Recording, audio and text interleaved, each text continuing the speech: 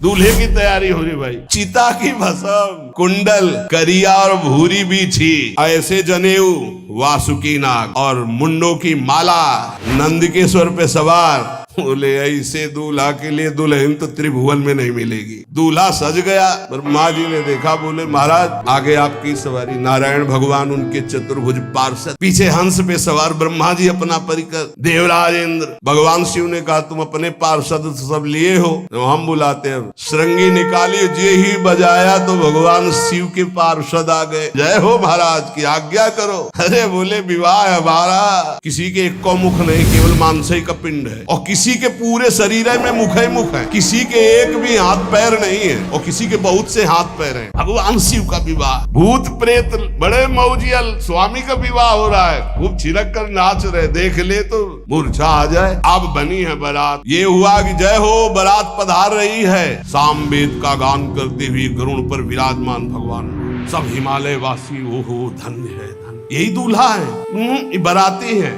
दूल्हा तो भी बहुत है सुंदर होंगे, सब देख के लुभायमान हो गए। नारायण परिकर सब। पीछे देखा हंस पर सवार भगवान ब्रह्मा जी, दूल्हा पीछे। गांव के नगर के लोग है ना, ये दूल्हा नहीं, सयाने लोग कहते हैं दूल्हा। दूल्हा तो ये तो ब्रह्मा जी है, देवराज इंद्र। ये दूल्हा नहीं नहीं नहीं, ये दूल्हा नहीं, ये दूल्हे की बाराती है। जब सब निकल गए तो बहुत हृदय में आनंद था कि अब दूल्हा के दर्शन होंगे।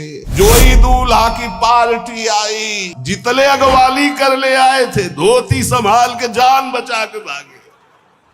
अब आरती करने के लिए, सुमंगल गाने के लिए नवीन नवीन स्त्रियां पार्वती जी की माता के साथ आ रही। मैना सोने की थाल है, आरती लेके जे ही देखा दूल्हा को, यही दूल्हा है। हाँ, हमारी बिटिया सूखे पत्ते खा के इसके लिए भजन करती रही। मैना जी ने पीछे मुड़ के देखा, एक भी नहीं स्त्री थी, अकेले थाली लिए खड़ी थी। थाली पटक दी, आरती की गई। अच्छा तो मेरा निर्णय सुन लिया जाए मैना जी का, अगर मेरी बात नहीं मानी गई तो हिमालय के शिखर से अपनी बेटी को लेके गिर के आत्महत्या कर लूंगी, ब्याह नहीं होने दूंगी। नारद जी गए और बोले विवाह करना है कि नहीं करना। शंकर जी से कहा, बोले आए इसीलिए। बोले ये सब बंद करो आप, ये रूप से विवाह होता है, ये रूप हटाओ। बोले कौन सा रूप धारण करे? दूल्हा रूप धारण करो। भगवान शिव ने जे भी 16 वर्ष की अवस्था, हाथ में दर्पण, अद्भुत मुकुट धारण किए हुए, जटाएं ढकी हुई, गौर वर्ण, वो सुंदर रूप जो देखे सो मोहित हो जाए। मैना जी को बुलाया, देखो दूल्हा आ रहे हैं, एक एक कदम ऐसे चल रहे, संभाल संभाल के जैसे चलना सीख रहे हो। वो सुंदर रूप भगवान शिव का